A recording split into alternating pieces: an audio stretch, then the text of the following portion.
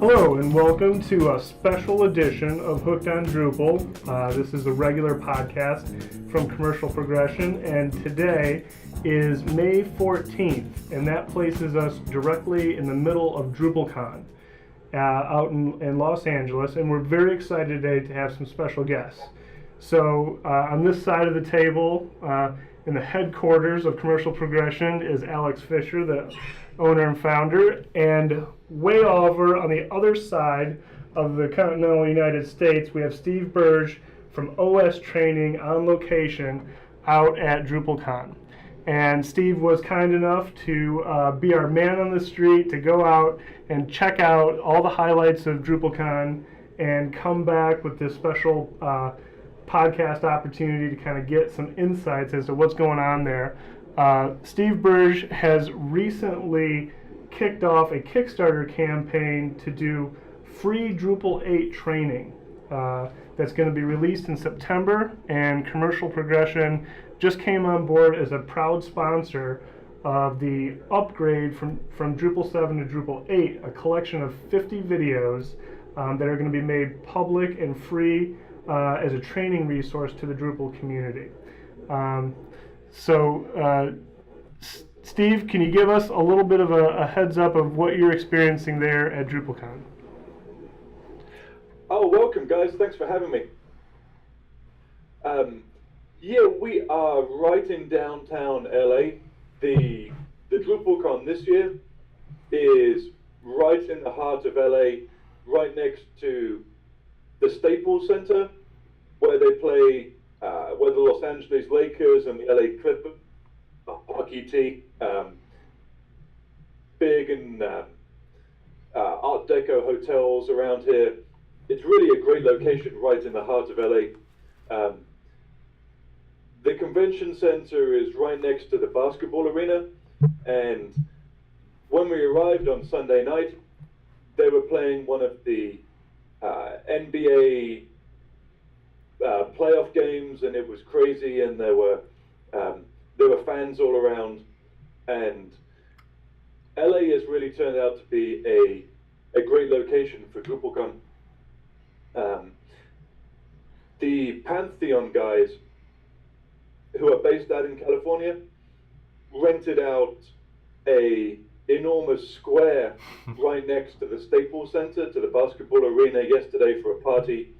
There was a big open-air Pantheon party right in the 500 people, lines everywhere in downtown LA. It's an exciting location. Most conference centers, most convention centers are in often fairly bland location. This one is really well located. Lots of hotels in easy walking distance. So you walk out and walk around the convention center, and you keep on bumping into Drupal people everywhere.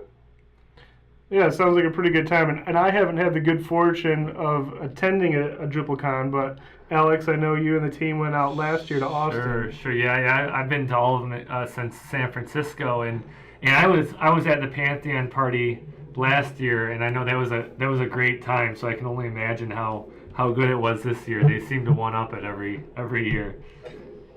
Yeah, that's their thing, I guess. They like to sponsor the parties.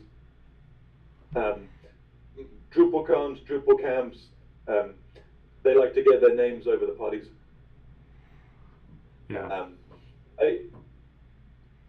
DrupalCon is, I think it's a little smaller than Austin and Portland. I'm not sure whether LA is actually a bit of a difficult location to get to. But it still seems pretty big. I think maybe 4,000 people came. See a lot of big companies in attendance, it's a great location. This afternoon they're about to announce where the next North American DrupalCon will be, and to announce one in India as well this afternoon. Oh wow. Is that the first one in India? I think so. I think so.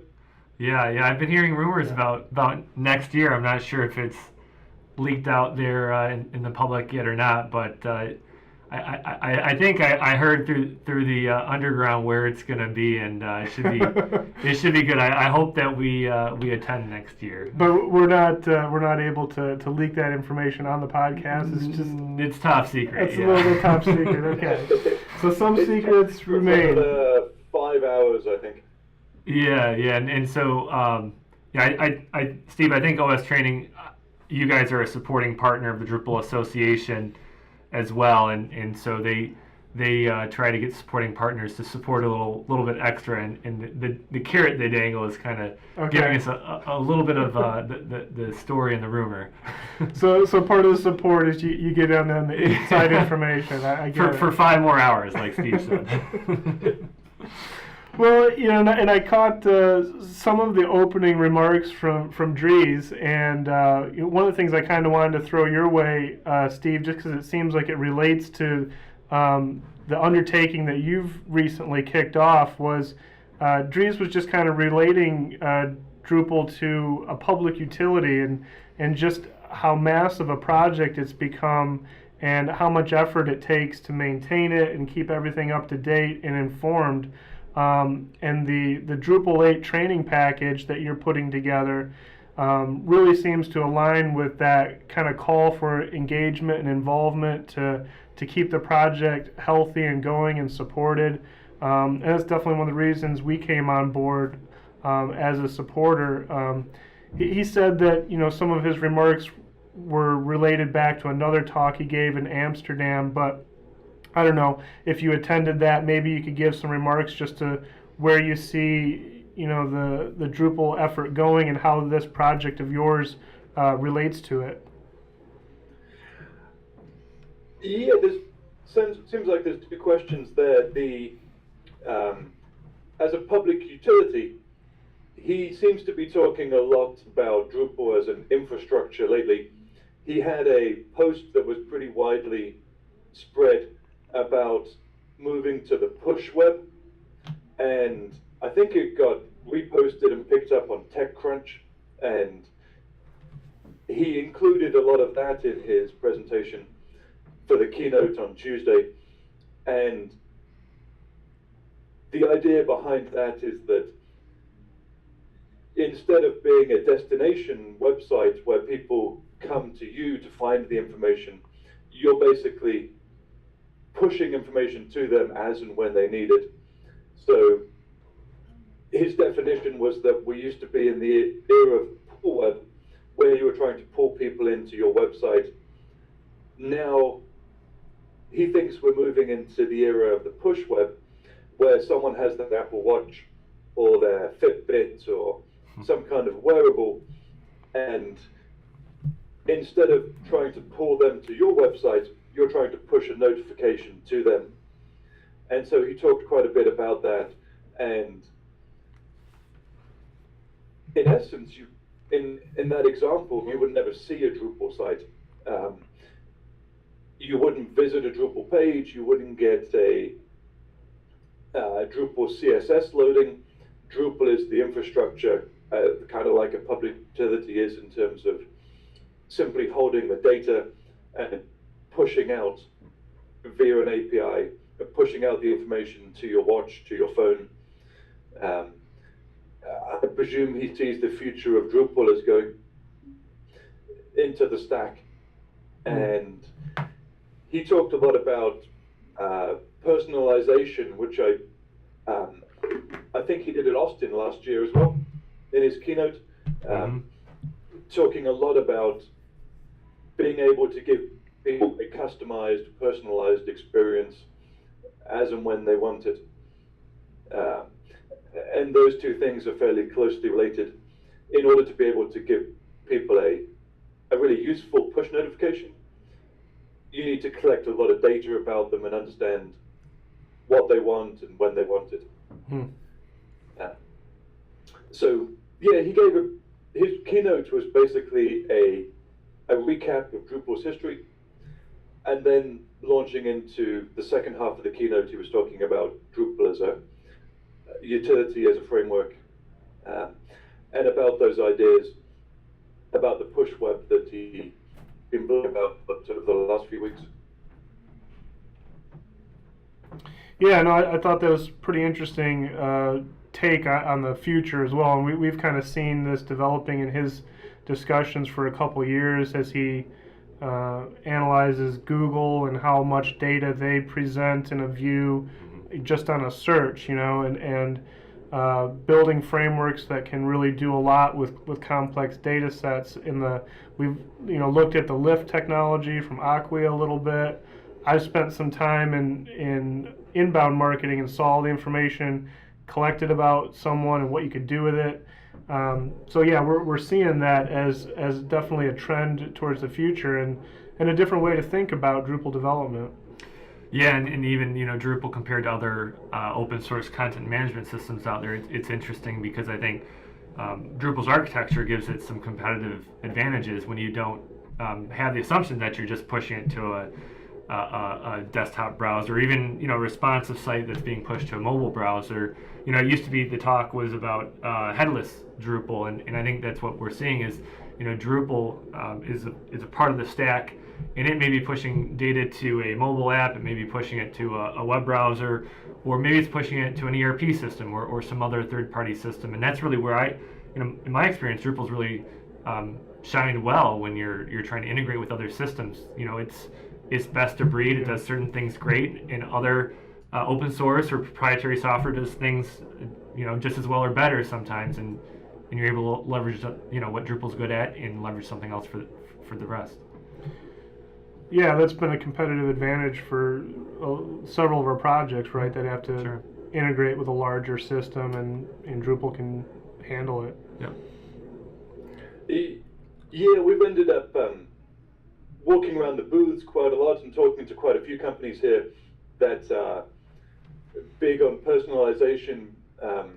It's not just in the presentations that we've seen it, but also in terms of the companies that are turning up. Quite a lot of them are focusing on inbound marketing, on marketing automation, on personalization. People actually trying to shape and build businesses around this. And there are still some of the traditional Drupal agencies up, but of course, there are some whole companies springing up to try and focus on these topics.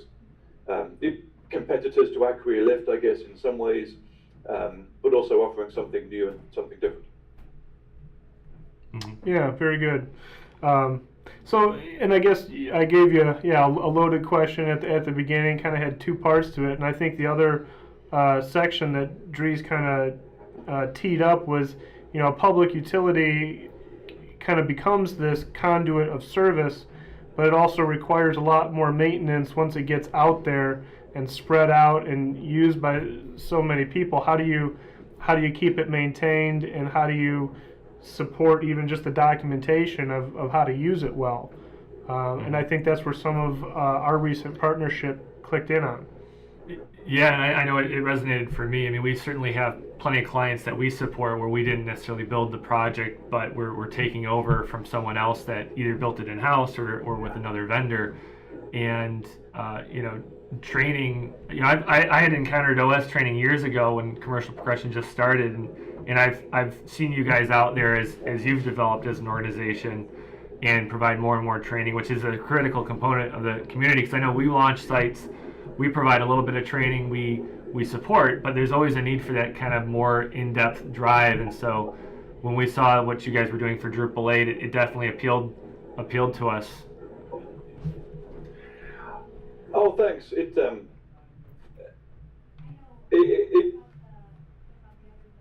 good to be able to give things away for free, but to do it at a high quality, there's some kind of a business model behind it.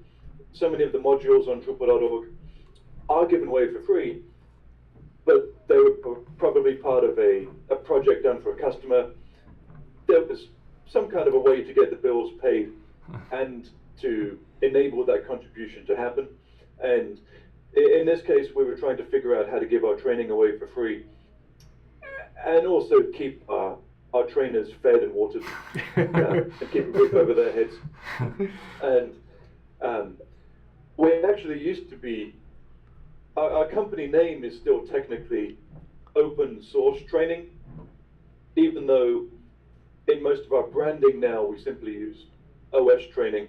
And the reason we did that, whenever we had open source training on our websites or on our materials, we used to get people calling up and saying, wait, how come you guys are charging when it's open source? Isn't it meant to be all 100% free?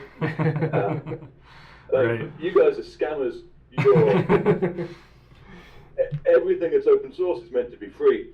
And it was actually became a real point of confusion. So we dropped down to simply using OS Training instead. But it's something that stuck with us, and being involved in the open source communities that we are, if you can make a business model around giving something away free, that's always a better way to go than locking up the information or locking up your code. So in this case, the Kickstarter was a solution that we hit on to be able to contribute and also to be able to feed our staff as well. Yeah, I can relate to that, and certainly, you know, we as businesses, we reap the benefits of what the community does and what it is, and it's really important that loop's completed, and we have to feed back into the community as we prosper as businesses. We have to help foster and cultivate that community, and to some people, I think especially in the early days of Drupal, some people thought it was just contributing code to the project, but you know, certainly building a website or anything in Drupal, it's about way more than just code. And so I think a lot of people understand that the Drupal community isn't about just how many commits do you have on D.O, but it is, you know, training, it's documentation, it's, you know, meetups, it's podcasts, it's the time we invest into that community. And from a business perspective, investing some dollars sometimes is just as good. Sometimes it's even better than time. And I think a combination of those are the way we try to give back. So yeah, it's good. Yeah.